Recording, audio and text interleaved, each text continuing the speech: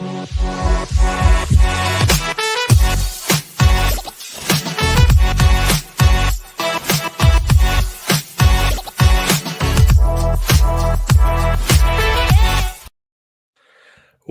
everybody, to Generation Dan, the only show where we calmly say, did you put your name in the goblet of fire? Calmly. I'm Atlas Novak. I'm your millennial. Who else is here with me? I'm Dino the Genetic Marvel, and it's my fault we're late. That I wasn't in charge of anything. So there you go. By 3 minutes, the travesty. Our guest today is Amma Marfo. Welcome back. How are you? I'm excited. I'm glad I get to talk more nerd stuff with y'all because no one ever wants me to talk about books. So you're like, hey, do you want to talk about books more? And I was like, yeah, I do. Yeah, the good stuff. For people who are like, what the hell are they talking about? A few weeks ago, we did an episode also with Amma about the books that made us. So this is like a part 2 because, like, you know how they did Mario Galaxy? And then they're like, we had like a whole nother video game of levels left in us. Can we do that again? And Nintendo's like, yeah, sure, why not? So this is the Mario Galaxy 2 of those episodes. Jim Eaton says, I'm representing the baby boomers as soon as I can figure out how to use the computer. Well done, Jim. Well done. It's overrated. Don't worry about it. You don't need that. The reason I brought up the Goblet of Fire thing was, I guess the bent that we're looking at least to start, is like the books that turned into movies and how most of them suck, but not always. Yeah. You know what? I find that extremely frustrating because, like, I'm not a huge reader, but like when I do, and then someone's like, oh, we're going to do a movie about it, like, why would you ruin it? Why would you do that? And then it's hard because if you watch the movie and don't read the book, which is usually the case for myself, then people are like, the book's real better. I'm like, I'm aware how the world works. You don't have to ruin it. I'm adequate with the movie. It's fine. I'll just live my life. But yeah. What's up, walkie talkies? Hey, walkie talkies, you're neat. I don't know. What was a time where you watched the movie after having read the book and you were like, oh, wasn't that bad? Like, clearly they remove stuff which you're like, you're a horrible person for it, but at the same time, some things you're like, all right, it was fine. Like, it's plot device. I get it. It's, wasn't too bad. Now, can I ask a clarifying question here? Because we've defined no bounds on this conversation. So I'm wondering, just to like figure out how wide or how narrow we can go. So I think about, for example, something like Oppenheimer, which is ostensibly a biopic, but it is based on a biography. Do those count?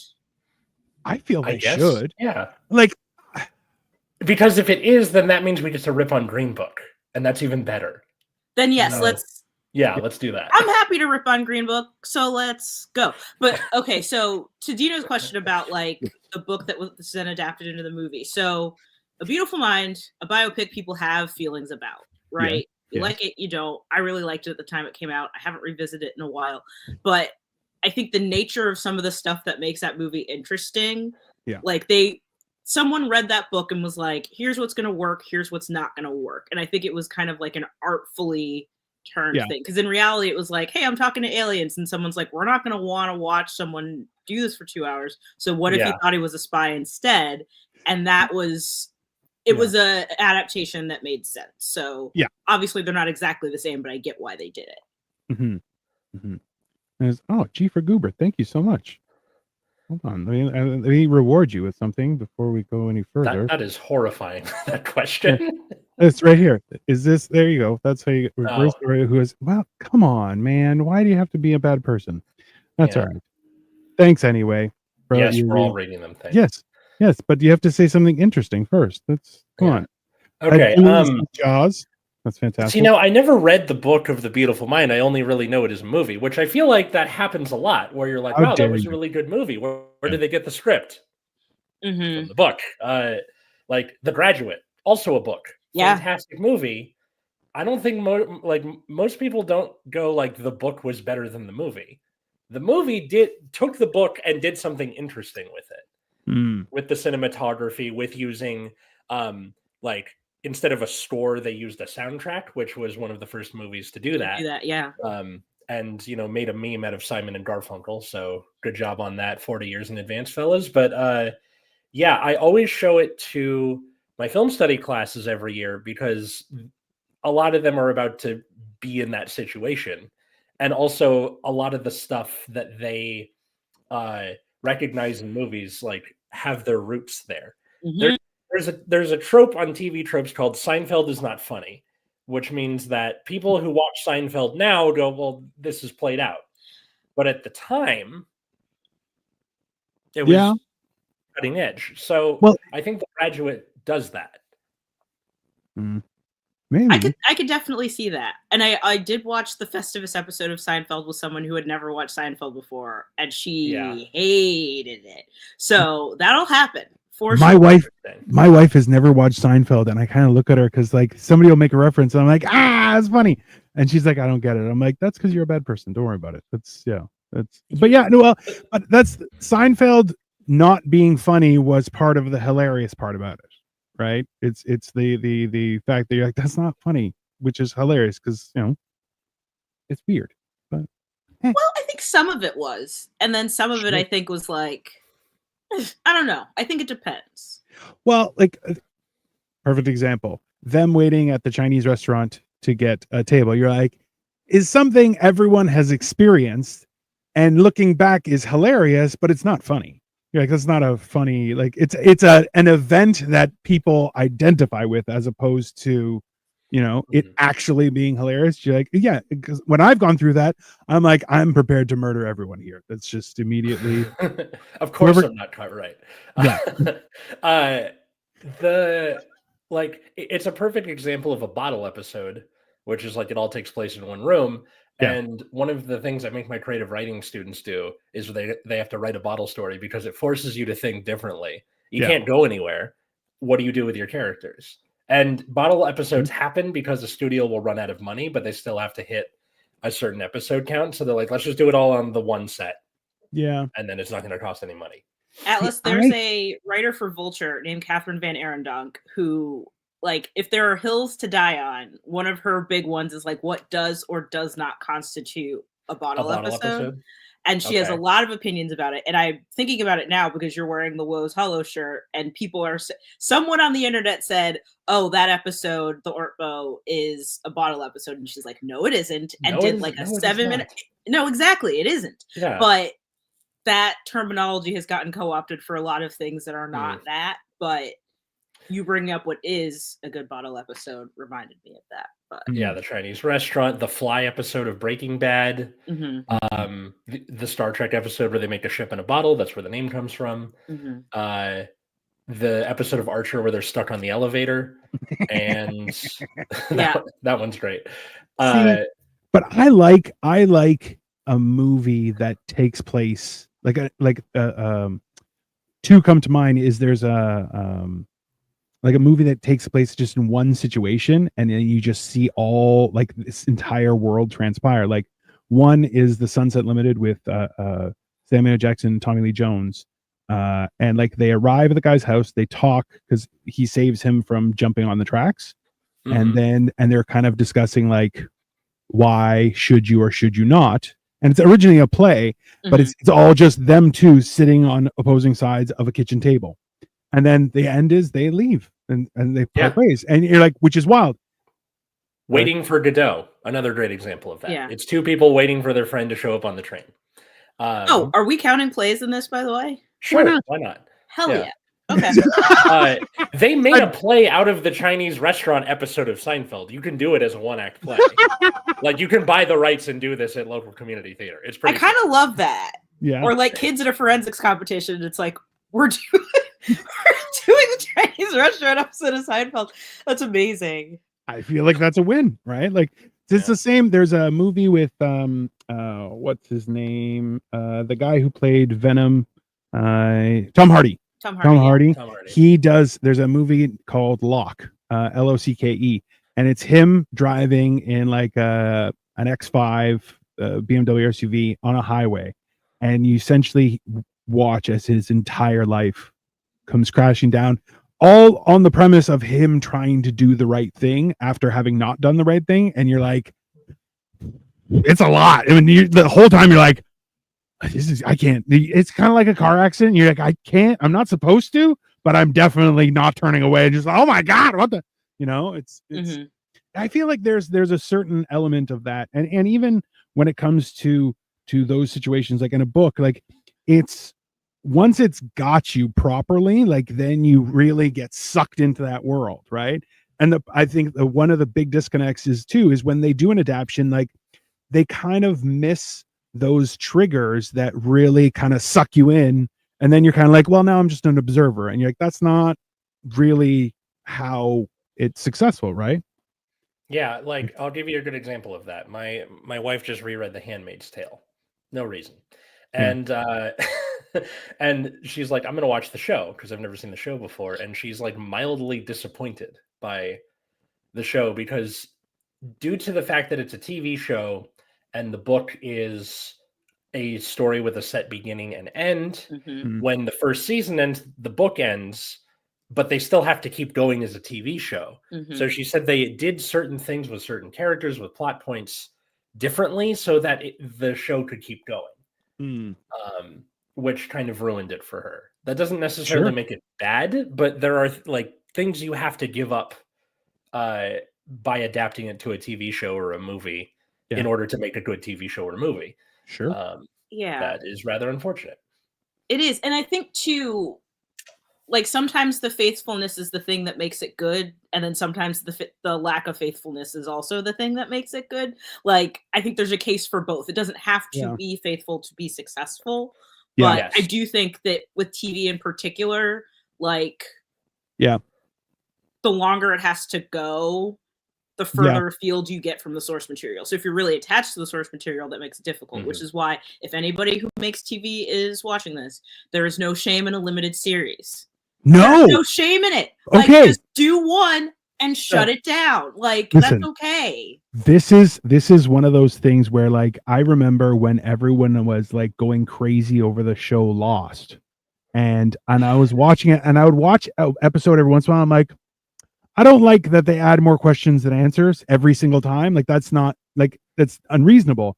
And then the ending happened, and I laughed and I laughed and I laughed because she was like, "That can't be the ending." I'm like, I told you, this is stupid, and it's not going anywhere on purpose, and it was.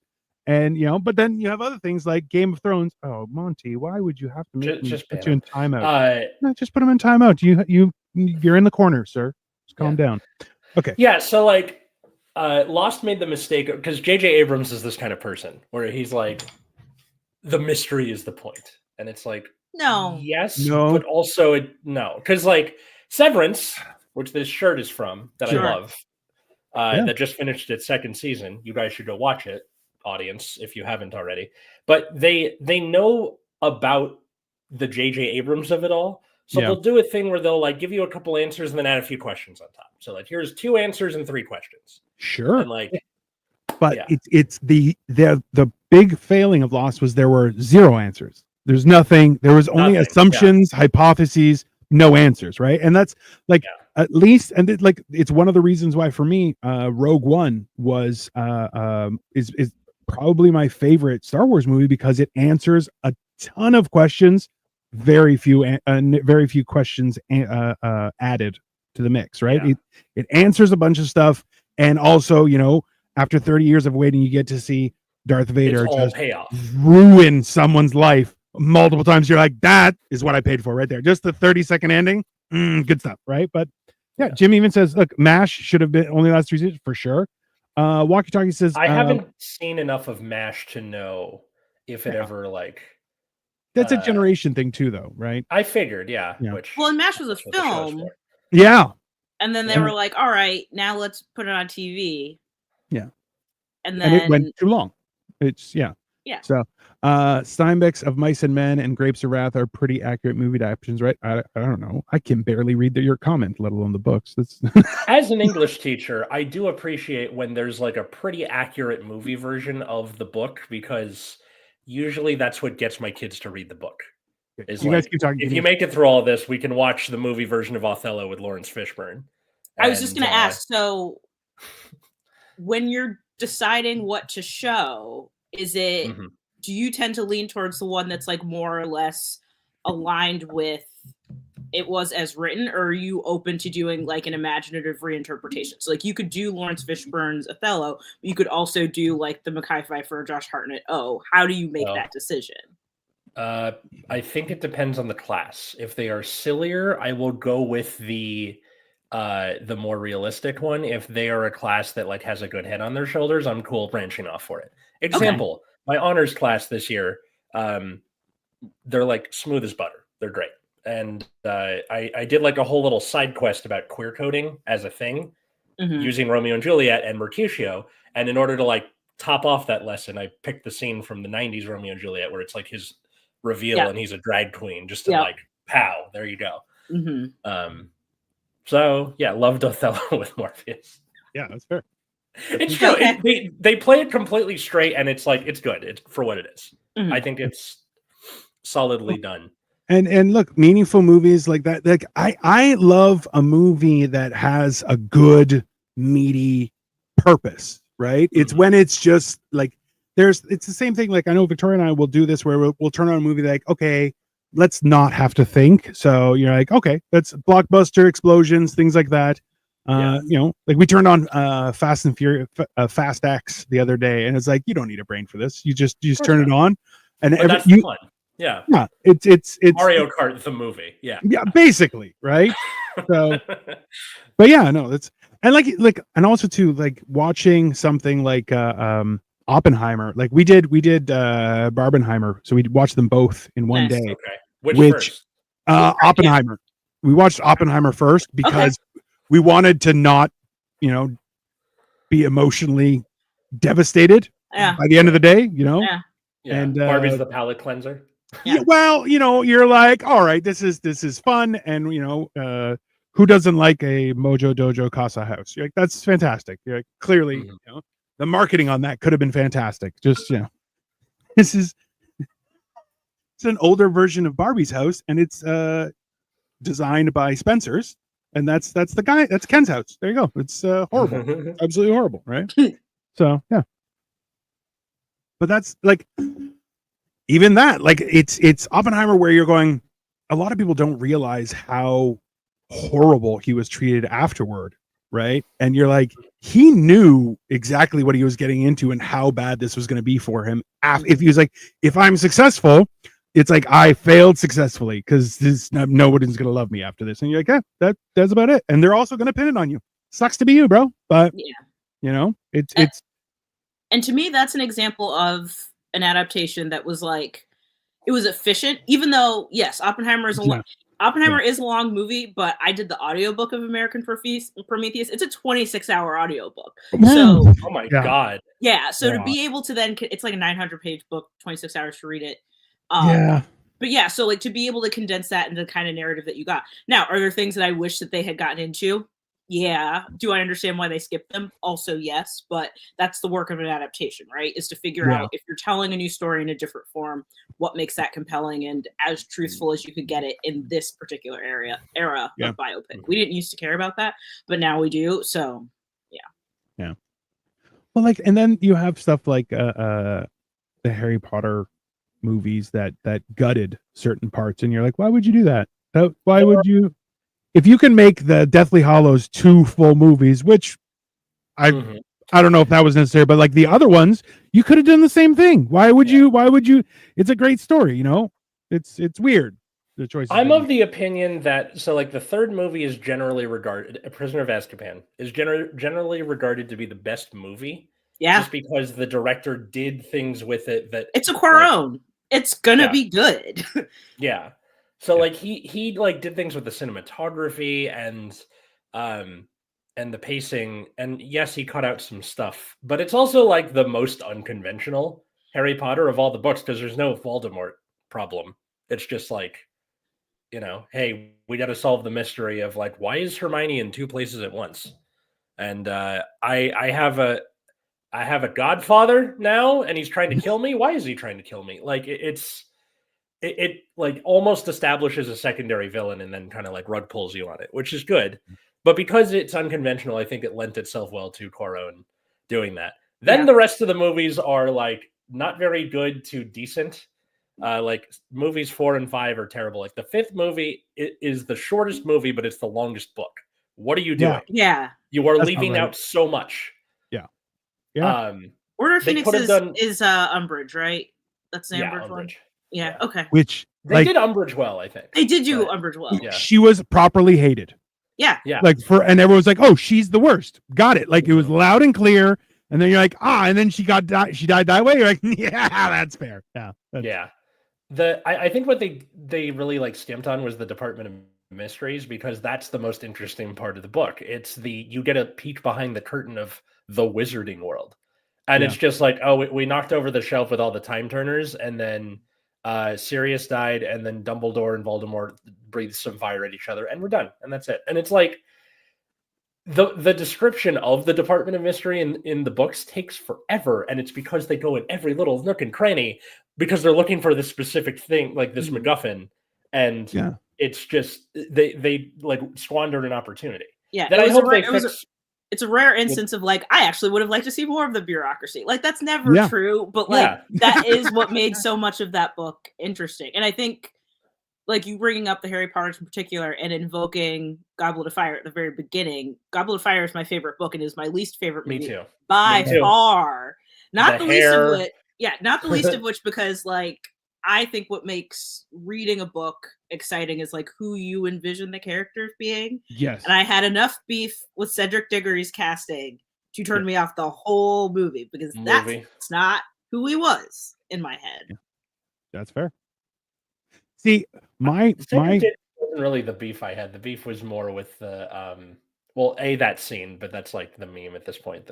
Did you put your name with a goblet of fire? Like that or just like the stuff going on, between the tasks. Like, it's a movie, they gotta keep it moving. But like part of what made the Goblet of Fire fun was the stuff going on in between, where he's got to deal with the Triwizard Tournament and also normal Harry Potter things, which we know very well by this point, and it makes that even more stressful and interesting. Okay, but also too, like that bureaucracy and everything, if you by doing it visually and not explaining everything in extreme detail, you could kind of get like an efficient use and still be able to show everything. Like wouldn't be cost effective, but you could get there. And you're like, instead you cut the whole thing and you're like, why would you be such a bad person? Why didn't they have the Death Eater fall into that weird glass that didn't break, and instead his head aged and de-aged until it was a baby head on an adult's body, and then he's fumbling around causing chaos during the fight? Like, I hate it so much. Where's the baby head? That's terrifying but fun. Yeah, well, yeah. Okay, Walkie Talkie says, how do you guys feel about movies completely changing the ending of a novel? One that comes to mind is First Blood. John dies. So I have that book. Like, it's a great book. Like, it is the movie itself is fantastic, but also like the book is great. And you're like, it was one and done, right? Like it really showed how, because remember, like the Vietnam War was the first time that big people who served came back. And instead of being regarded as heroes, they're like, you're a piece of shit. And they're like, I did the thing I was supposed to do. Why am I a piece of shit? And then you're like, oh, because it was all bullshit. Damn. That's not the first time that happened in the U.S. Like veterans of World War I came back and found that the world had kind of moved on without them. Like there's a movie called The Roaring Twenties where a guy comes back from the war and his job has given, his manager gave his job to another guy. And he's having trouble finding work and he becomes a bootlegger.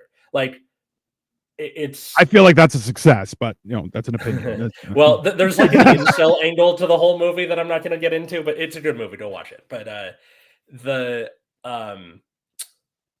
like that was definitely not the first time that happened to Americans. But I think what made it different was that was the first war in like living memory that we lost. Wow. So did the French. Right? That's the hilarious part about it. But but that's the thing is, there are always circumstances, right? But we're talking everybody that came back from the Vietnam War was a villain, and they were like, what? Like people, like some people, regardless. Because remember, some people get affected by PTSD greatly, some people not as much. Like there's varying things, right? But that's the thing is that like that was why like he popped himself at the end, or his commanding officer did, for the reason of that it's like there was no coming back from this. There was no freedom afterward. You were now, punished forever with what has happened, right? So it's a different perspective, but then you're like, haha, but we could make more money if we make more, and you're like, why do you gotta be a dick? It's a weird thing. There's that, and then like the whole because this is right before the 80s, and the 80s are like action movie paradise. Your Die Hards, your Predators, all that stuff. And and by having Rambo be like the one-man army, it's pretty good propaganda for the army. Absolutely. That's probably what that was for. Like, you use our stuff, but in your everyday life as well. It's wonderful. No, I mean, like, you can use our equipment and our like bases and things to film your movie, but you got to make us look good in the movie. It's kind of like how Apple won't let the villains have iPhones. Yeah. Oh, get lost, really? Yeah. Yeah. So like, if you're watching a movie and the person has an Android, they're probably going to be the villain. Yeah, like or if they all have Androids, then good job, Apple. You gave yourself a swirly. That's insane, because I would think the villain would have the Apple phone. I feel like that's So do they. So that's probably why. This is okay. Jim Eaton says my father came out of Vietnam, a different person. I've heard that so many times. Mm-hmm. One guy I remember he was saying that his brother came back, and like was suddenly very boisterous and conversational. He's like, he was the shyest guy in the whole family. And like 2 days of him coming back, they came to the door and they're like, hey, he's got to come with us for a while. He's not okay. And they're like, he's been so much fun to have around. They're like, yep, that's a problem. That's not going to go well. And they're like, oh, well, how do you guys feel? So as well, I still haven't watched the end of Game of Thrones because I was like, you guys are all crazy. But I still find extreme joy in meeting people who name their children Khaleesi. Like that, I'm like, sucks to be you. Okay. That's best of luck. Take it from somebody named Atlas. Always wait until the thing you're going to name your child after finishes telling the story before you pick the name. That's fair. The people are very aggressive when it comes to intellectual property. They're like, I want to be a part of it. You're like, or you can just wait, just be patient. Mm-hmm. It's I feel like there's a certain amount of joy you get from books because you manufacture a universe on your own, right? Yeah. Which as you're saying, like, you didn't have Cedric Diggory, which I'm like, listen, Cedric Diggory, Robert Pattinson, like, I watched Mickey 17 just to watch him die, and it was great. I'm about to go see that today. It's a good movie. It is a good movie, but also you get to watch him die in horrible ways. And in the book, he only dies 7 times, and in the movie, Bong Joon-ho was like 10 more. Yeah, that's why. So like when I tell people, I was like, "Oh, Mickey 7." They're like, "You mean Mickey 17?" I was like, "No, the movie is more. The book is 7." But yeah, I love the idea of him just being like, "Who do I want to kill?" And I want to add. I want to add 10 more. So like, I gotta do. Let's spice it up a little bit. We'll do a little extra. Yeah. And that's actually one that I was thinking about because I did really, really enjoy that book, and then going to see the movie, I liked it. I think there are parts of it that were really good, but there's also some things that I wish that they had dug into a little bit more. Like there's a part of the book I was like, oh, that's really interesting. And I wonder why they didn't put that in the movie. Poor Things had a similar piece of that. Like there was one specific part of the book and I was like, that would have been amazing in the movie, but they picked different stuff. And sometimes enjoying or not enjoying a movie kind of depends on, well, did they pick the thing that I found compelling? And did they also find it compelling? Yeah. Hi, Star. Welcome. Yeah, only bad people smoking in movies too, which I think is unfair. That's a little bit mean, but yeah, because it used to be everybody smoked in movies. Yeah, it's a great time. Great time to be alive. Yeah. Thank you very much. No, I don't know. It's what's a book? But for you guys read a lot more, so it's a lot of questions that are gonna be one-sided for me. But what's a book that you like both like dream of and also hope it never happens being adapted into a movie? Because like you know the book and you're like, I would love to see a visual representation of it, but also to 100% they're going to screw it up. Like it's a hard one, like in my opinion, because I'm like a lot, like I tried to read, I remember going into the library in high school and I was like, I need a fantasy book. I like fantasy stuff, and they're like, "Oh, why don't you try The Hobbit?" I got 3 pages in. I'm like, "This isn't in English. I'm not reading this. This is batshit crazy." And I was just like, "No, I'll just read." You're supposed to go on an adventure, Dino. Yeah. Well, yeah. Oh, choose your own adventure. That was my. Yeah, that's fine. There you go. Pop this through real quick.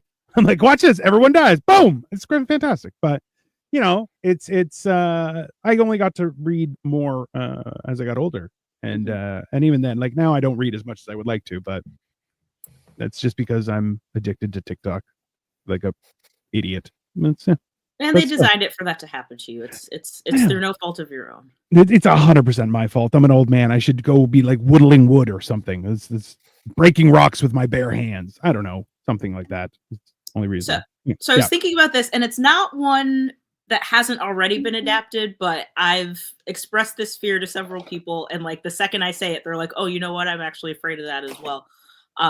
So just don't say it 3 times. It's like Beetlejuice. No, I won't. So Rope, the Hitchcock movie, based on a play, wonderful movie. John Dolan, Farley Granger, excellent Hitchcock. Like one room. It's not like it's not quite one take, but it's essentially filmed to look as though it's one continuous take. And I am deeply concerned that Ryan Murphy is going to be like, I need to remake that. No, you don't. Ryan Murphy, don't touch it. This isn't for you. Leave it alone. No one should touch it, but least of all you. It's that like 2 brunettes with like just enough queer energy that he's going to be like, that I have to touch it. Don't. Nobody let him. Yeah. That's fair. Last year I showed my film study kids Rope just to like display that film technique. And they were like, why do they seem like they're so gay? And I'm like, okay, I'm throwing out the rest of my semester. All the movies are about queer coding now. That's what we're doing for the rest of the year. Yeah, because they don't say it. It's just like they're friends and are real concerned about each other. I was like, these dudes are fucking. Like, there's no way they're not. No, it's like radiating from the screen. Like, I had a lot of queer kids in that class too, so they probably have better gaydar. But doesn't that seem like something that Ryan Murphy's going to be like, I need to get involved? Of course he would. Yeah, that's very, very on the nose for sure. I am afraid of Snow Crash, the book that I just finished reading with my seniors. It's a dystopia. It was written in the 90s. It has things about the metaverse and that sort of stuff. So it has a lot of tendrils into the modern day, and which is why a lot of my kids seem to like it.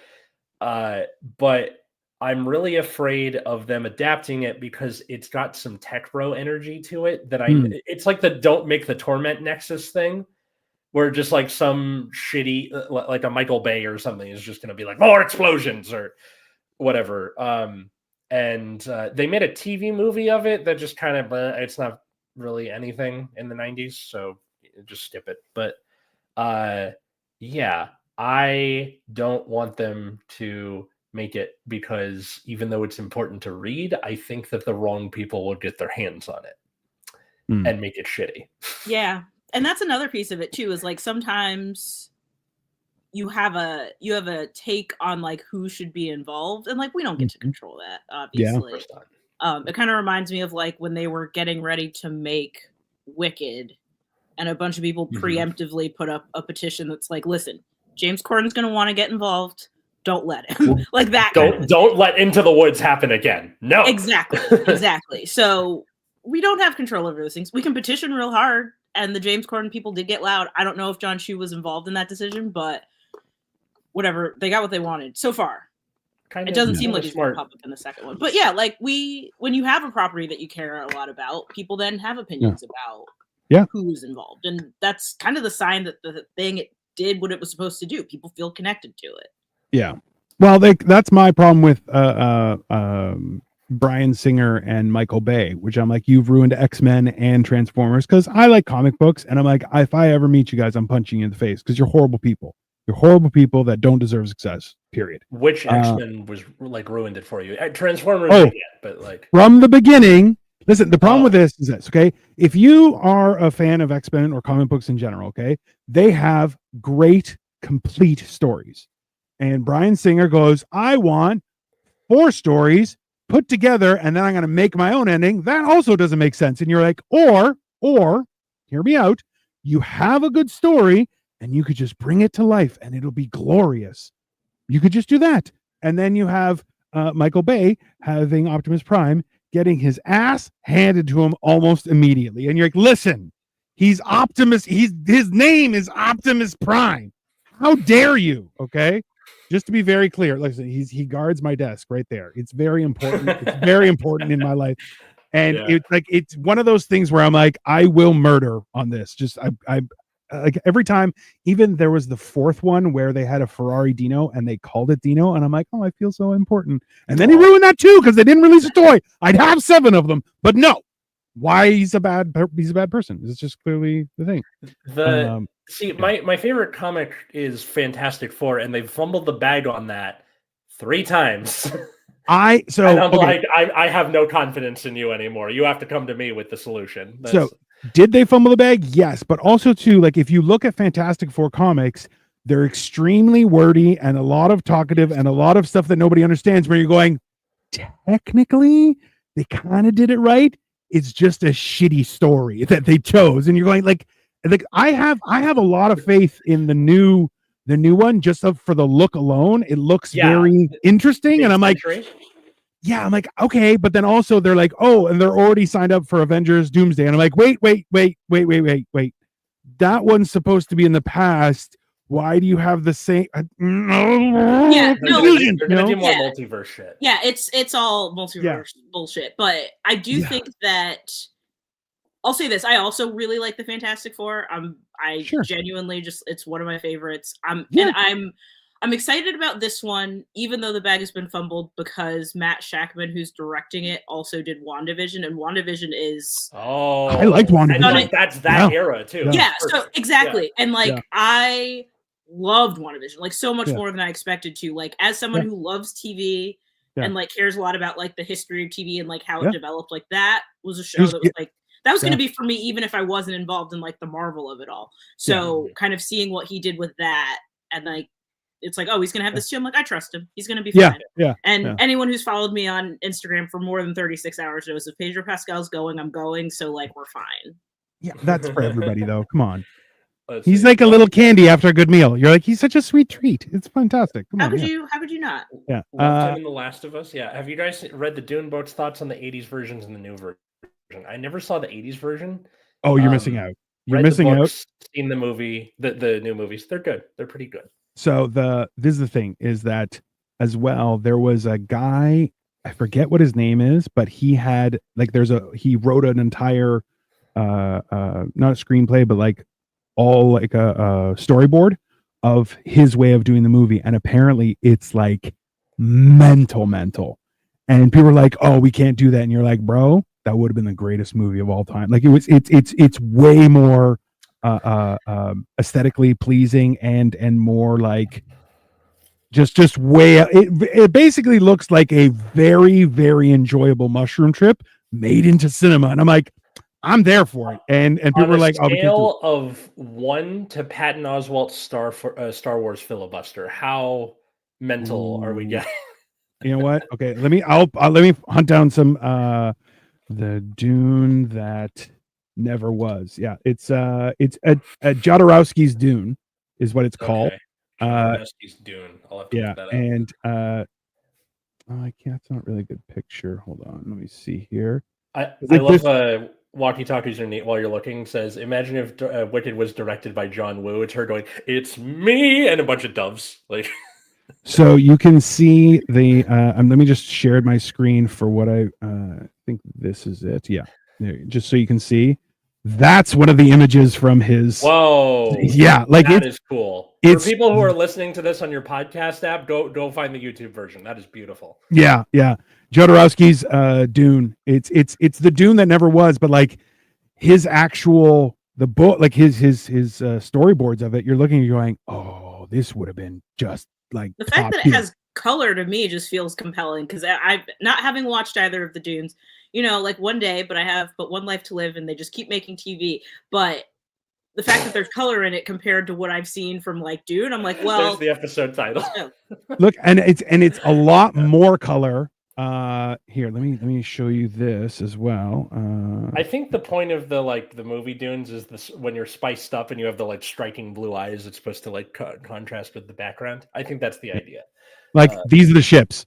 And you're like, wow. What are you on about? Like it's definitely a really cool thing, and you're going, this is my problem. You're like, that would have been it, and they're like, oh, that's going to be too much, and you're like, this is the problem, is people want the exact same thing in a new fancy package. You're like, no, do a different thing in a different package, and now we're talking. It's confusing. I think in a world where capitalism isn't capitalism and people still make movies, they would remake movies of movies that didn't do well. Yeah, 100% did well. Oh. So let's try again, and then try and do it better. Which isn't based on a book, but Ocean's 11, the original Ocean's 11, the Rat Pack one, did all right. Yeah. And then they redid these ones, and they're generally fun, save for whatever happened with parts of Ocean's 12. But cool. Julia Roberts is Julia Roberts. Go fuck yourself. Yeah. I mean, it was bound to happen at some point. Sure. Sounds like Fantastic Four should be directed by Kevin. Oh, I'd watch it. Oh, I would watch that. Yeah. I think he has the reverence needed. Yeah. But I also wonder, to that end, would he want to touch it? Because sometimes you're just like, actually, let me not. Yeah. That's it's a weird thing where you have people who are like, well, I want to put my stink on it, and you're like, no. I wish you wouldn't. It's the same idea when a new manager gets hired and they're like, oh, I'm going to change things. You're like, actually, things are working great. How about you just learn what we're doing and then see if there's a way you can improve it? Aside from that, we don't need change. We need improvement. That's a different change. That's for the sake of change. That doesn't make any sense, right? It's like becoming a stepdad. You got to know where to step in and where to step back. Search I know where my boundaries lie. I know where I'm not going to have influence. That's fine. How many times can we restart Spider-Man? No, it's a good question. And I feel like I went into Spider-Verse being like, I don't need another Spider-Man, and then left that one being like, actually, make one of these every 2 years. Yeah. And the reason for that is they didn't do the I got bitten by a radioactive spider. I'm trying my powers out. We got it. Just be Spider-Man. We know what's going on. That was the same failing with Eric Bana's Incredible Hulk versus Ed Norton. You're like, we all know. Listen, we all saw Lou Ferrigno is the original Incredible Hulk. We all know the story. Let's go.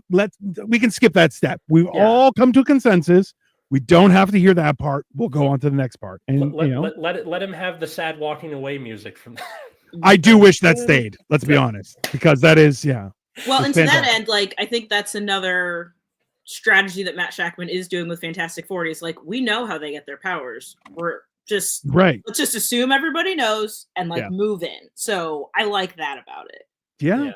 I even like the Fantastic Four vehicle as well, and you're like, it looks a lot cooler, and I'm like, it very much looks like something Reed Richards, who's nuts, right? He's all the right type of autistic, and you're like, see, cool fucking this. He made cool fucking cars. I love it, and they fly. Yes, thank you. Go Does do anyone the thing. Know My Hero Academia? I've watched some of it. I'm not really much of an anime fan, but if you watch my other show, Nexus at Night, my two co-hosts on that are really big on anime, so I get dragged into stuff a lot. I want to watch One Piece, but then it's like, oh, it's also 25 seasons, and I'm like, it's a lot. Yeah, that's a lot. I got up to Water 7 and then stopped. I'm like, I'm exhausted. I can't anymore. Well, peak Which pandemic, because I liked it. It was good, but peak pandemic, I buckled down because I had always wanted to watch Supernatural and never kind of got around to it. So I'm like, it was 18 days and I went through all 15 seasons. I did not sleep. It was a wild experience. And when it ended, I'm like, I don't know what to do now. I feel like there's a giant hole in my life. Mm-hmm. But at the same time, you're like, I found that was a cool experience. So it's 25 seasons. I'm like, that's a little much. I don't know. Maybe it's me. How about comic accurate short King Wolverine? I feel like that's where the movies have to make concessions for the Hollywood machine. We're like, we need a tall, handsome guy to be Okay, but did he have to be the tallest guy in the entire cast? I feel like that's unfair. That's a little bit ridiculous. Probably not. Okay? Like, and of course they like. If anybody knows anything about Hugh Jackman before he was Wolverine, he was Curly in Oklahoma. Yeah, he's a theater kid. Yeah, 100% theater kid. Was a theater kid. He's still very much a theater kid. Yeah, like he's a theater adult. There's no. He's a theater adult. And in fact, I was thinking about him earlier today because I'm watching The Residents on Netflix, and like, so like I'm only 2 episodes in, so it's very enjoyable. Someone said someone said to me in a chat, like, it feels like someone made this show for you specifically to watch. Like, they said that to me. So I guess I think that's good. So far. Interesting. It is a very enjoyable watch. So I'll tell you that. We just I'm having fun with it. Yeah. No, it's good. It's good. Yeah, so there's like a reference to Hugh Jackman made a couple different times where, at least as far as I have gotten, he's not actually involved. But Kylie Minogue is. But I just think it's funny because it's like they're like, "Hey, Hugh Jackman, we need you to play yourself," and he said no. But Big Mouth was like, "Hey, we need you to play yourself as a penis," and he was like, "No problem." Yeah. Like, if you watch Big Mouth and go back to the episode where like Murray's talking to all of his penises and there's a Hugh Jackman penis that sounds a lot like him, and I, a reasonable person, was like, surely they didn't actually get him. But then I watched the credits, so I was like, oh no, it's real Hugh Jackman. That's just funny to me. Yeah. Like, he wouldn't play himself, but he would play himself as a penis, and then later in a different show play a character with 2 to 3 penises. I don't remember the exact number, but he's an interesting guy, is all that I'm saying. Yeah. I feel like Hollywood has taken control at this point, and he's like, if I'm going to be a wiener, definitely. And you're like, that's weird. Okay, sure. It's like, be myself. Yeah, it's like, oh, gross. It's one of those weird things, but I still remember him. I remember we watched, was it movie 43, 47? Oh, yeah. It was horrible. The whole thing sucks. The whole thing, Todd. But the one funny part was he's got testicles on his neck, and you're just like, you're just looking, going, that's a ball sack. You're like, that's 100%. Okay. Wasn't that a South Park gag at one point? Like, they have Butters dress up and like do the balls on the chin or something. I feel like it was. I don't know. I have to look at. I'll look it up. Would I be surprised if that was in South Park? No. Yeah. That's clearly same treatment with Dracula. Aren't vampires supposed to be revolting and not these super sexy true blood? You're right. If you've watched the new Nosferatu, this is that trope done well, because Katie and I watched the one from the 1920s, the original Nosferatu. Yeah. The night before we went to go see the new one, and like, they pretty much just like almost play it completely straight. Like, he is not sexy at all. He's like no, he's not supposed to be. But yeah, the like the fuckable twinks of, early 2000s vampires. Yeah, this is just like middle finger to both of that. I am ugly and I am undead and I'm coming for your blood. Yeah, see, your wife has a lovely neck. Like, just the raw sexuality and no charisma is amazing. Well, that's and vampires are a weird thing because if it's supposed to draw you in, the easiest way to draw people in is with beauty and mystery and that kind of stuff, right? So it's like, otherwise, then they're just like basically a mind rapist that just mess with your perception of everything. So you're kind of going like, it's a weird thing with vampires and stuff. But at the same time, one of my favorite movies is Vampire Hunter D: Bloodlust, which is it's one of the greatest animes of all time. So hilariously, we watched that, and what was it, a little while ago? There's a cinema by our house that has all reclining chairs. Nice. And they've been bringing back older movies. So like they'll do all 3 Lord of the Rings extended versions, like in 3 days. So it's like Friday, Saturday, Sunday, and you're like, it's awesome. But they did Ninja Scroll, which I'm like, that is a horrible, not good movie. And my wife was like, I've never seen it. I'm like, let's go. and then I found out that Ninja Scroll and Vampire D were actually directed by the same guy, and I'm like, that's why they're both fantastic. It's one of those things. But like, that's, you see, that it's I feel like there's some media, books definitely included, where it's like, no, it should only ever be that. Like, people always try, like, the whole idea. Do you guys remember there was a Spider-Man play that they kept on trying to do, and you're like, turn off the dark. Turn off the dark. Yeah. Dick, what do you guys? That's insane. Just why would you do that to anybody? It's horrible. You have 900 Spider-Man movies. We also need to play. Let's relax, you know?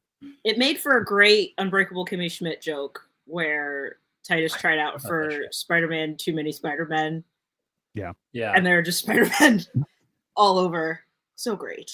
And that was before we even had like Spider-Verse. So I remember like when Spider-Verse then came out, they were like, oh, the one that Titus auditioned for. And I was like, well done, Netflix social media. Someone use the visual.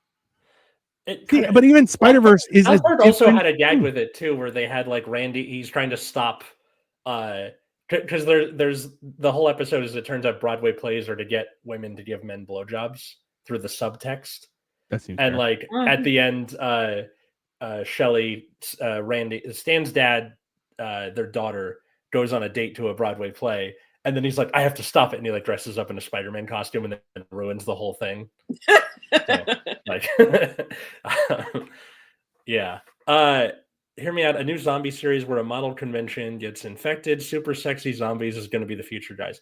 I liked the idea of World War Z, the book, where it's like it's a journalist going through and interviewing the world after it survived the zombie apocalypse and like how it rebuilt. And I'm like, this is perfect for a miniseries, but no, they're gonna stick Brad Pitt on it and be like, not about the book at all. Just pick a different name. Yeah. Okay, that's my other thing.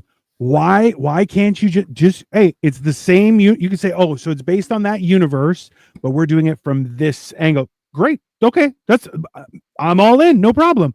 But why are you using the same name as the other thing? Right? It's okay. So I'm not sure if you guys have seen this. There's a movie. It's on Disney Plus. I'm not sure if you guys get it on Disney Plus. I get it on Disney Plus because I'm in Canada. But it's called The 13th Warrior. This answer is brought to you by NordVPN. Anyway. So it's called The 13th Warrior. It's an older movie. Yeah, it is arguably one of the greatest movies. Okay, so if you watch the trailer, which you can watch on YouTube, that is not the movie that they're advertising. And you're like, because it's got the same music. Do you remember the fake trailer of Robert Downey Jr. and Tobey Maguire as monks from Tropic Thunder? Yes. And it's got like this weird like Tibetan music. And you're like, this is about banging dudes. Like this music is just for sexing. And that's this music that they use for the trailer for the 13th Warrior. And you're like, that has nothing to do with anything. And when you watch the movie, you're like, this is an incredible movie, which Antonio Banderas does a great job. I was hanging out with a guy that looked like a Viking, and I was like, have you seen this movie? He's like, no. I'm like, bro, you play 12 of the characters in it, right? And he's like, I don't think so. I'm like, I definitely think so. It's 100% factual. They roofied you 12 times. 100%. He's like, I feel like I've been here before. You did. You were standing over there. But yeah, it's one of those things where you're going like, it failed at the box office horribly, and you're like, yeah, because that's not the movie. Like for me, it was the same with Crimson Peak, which I'm like, Crimson Peak is a gothic romance thing. I was signing up for Murder by a Freak, like some weirdo killing people, and I was down for it. And then I'm like, that's not what you showed me. Which who's in Crimson Peak again? Tom Hiddleston. Oh, it's Beowulf. Who's what? Beowulf. What? Oh, yeah. Warrior kind is of, like not an really. Adaptation of Beowulf, kind of. But it's like, yes, it's kind of like a real version of Beowulf without, because like there is a fireworm, and then you find out what a fireworm is, and you're like, oh, okay. It's the same idea when people are like, oh, those guys are centaurs. You're like, no, they're just cavalry. You're like, well, that's a fair perception issue, right? And especially terrifying. Think about it. If you just have like a small shield and a stick, and then they're like, I'm on a horse and I'm going to run you over. Yeah, that was a guy. Top half was a man. Bottom half horse. It was ridiculous, right? That's which it's a loose adaptation of the Tale of Beowulf combined with Ahmad ibn Fadlan's historical account of the Volga Vikings, which was like the Vikings coming out of Northern Europe and like going into the rest of Europe, and also where my ancestors come from, because the Volga is where Russia and Ukraine are. So cool. It's a very cool story that you're like, a lot of it actually, like there's tidbits of facts that you're like, I can see how this works. I can see how people would misconstrue that in literature, like over time, and be like, yeah, there were dragons, and you're like, was it? There be dragons over there. Yeah. So you're like, it's a very cool thing where you're going like, this feels like I'm in this new world, and you're going, wonderful. But I'm like, I have that book. It's awesome. It's a fantastic book. But it's like, you know, I even have to, like, I want to read Jurassic Park, the book, just because, you know, it feels like it's supposed to be really good. But I liked it. I read it relatively recently, and I will say it's a little bit more sciencey than the movie is. I think, again, it's a really good example of like streamlining the things that like make it interesting, but at the same time, like some of the science stuff that they do with it, like makes it feel like real. Like when I finished the book, I was like, if I go outside and see a lizard that looks too weird, I'm gonna panic. Like that's how intricate it was. But yeah, I really liked it.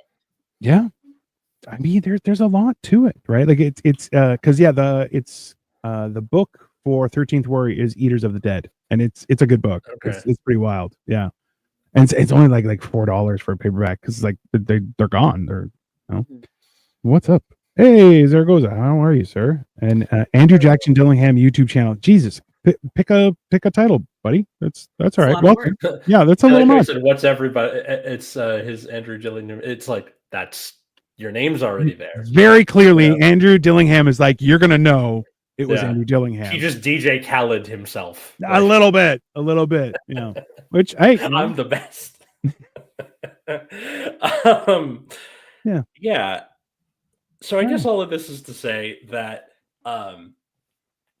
you can do interesting things with the book when you turn it into a movie. Definitely. But I guess there's a balance to be struck between how faithfully you adapt it versus like what's the interesting thing you do with it. Yeah. Because like going back to the Othello example, I don't really like but it is doing something with it different. Yeah.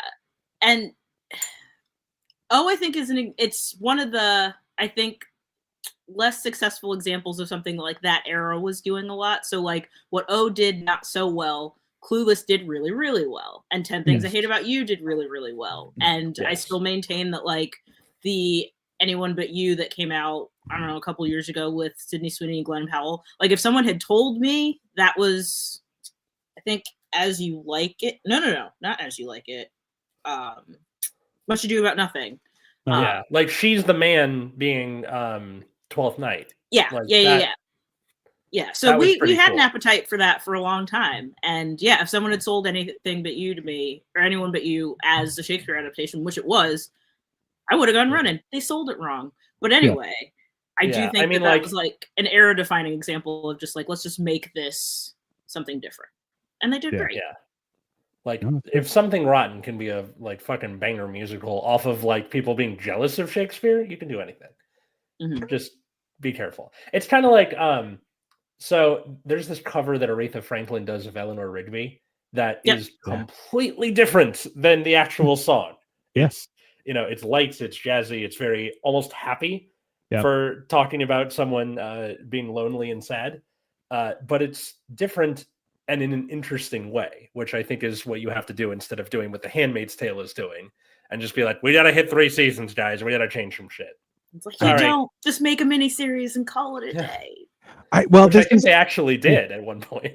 Look, but it comes back to Jurassic Park. It's like they were so concerned of if they could, they never thought about should they.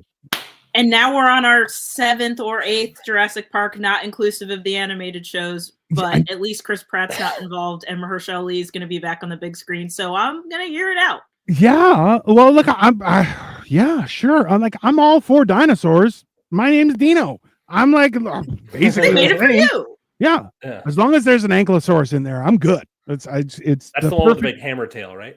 Yeah, and it's got it's the perfect mix of defense and don't mess with me, or I'll swing my tail and I'm gonna crush your skull. So just check yourself. I feel like that's me in a nutshell. I'm like, I don't want to be bothered, but at the same time, I crush you like crackers over soup.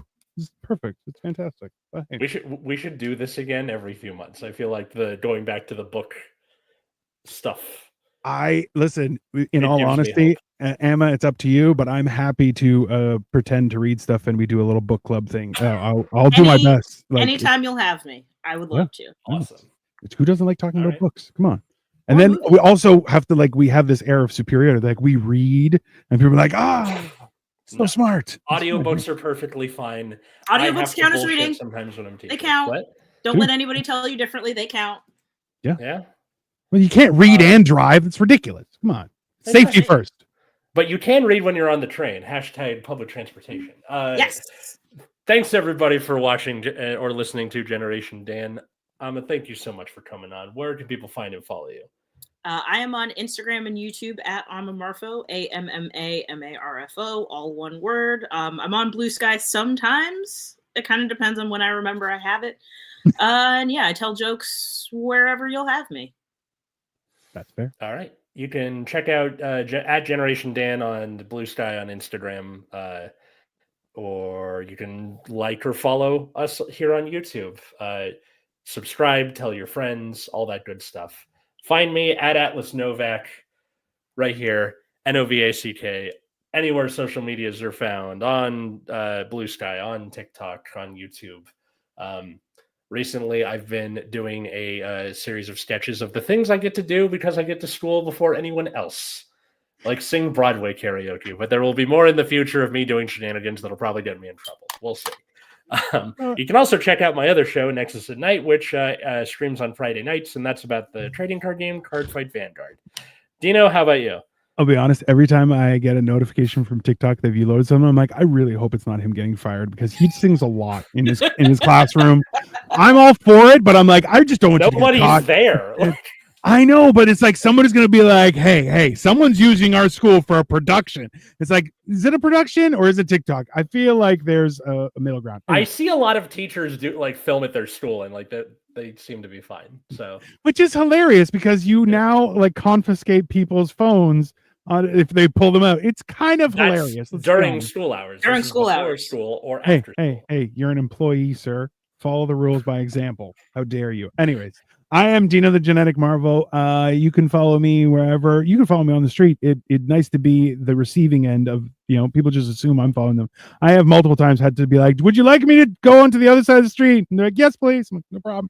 I'm just trying to go home, and I keep my hands up like this. So, but yeah, we're doing a bunch of shows. We have a few. We're partnering with Upside Down Studios as well. So yeah, go to my channel. I'm let's see, I have like 5 different shows going right now, which I'm really trying to give it a college try. Health, Life of Giants. Well, then we have What the Fuck Wednesdays, Motherfucking Mondays. Oh my plus God. Lego. I make, and that's my a wife, lot of shows, dude. Well, my wife got me the Dark Falcon, which has a Darth Jar Jar Lego. It's a Black Millennium Falcon. She also got me Barad-dûr, which is the Eye of Sauron, which is a big. Very cool. It's like 7,000 pieces, and I'm like, now I gotta figure out how to do it and when to do it. It's a lot. So those are all coming. Yeah, you can stalk me wherever you want, but I'm around, so feel free. In the meantime, This has been Generation Dan. Have a wonderful day, everyone. Bye, everybody.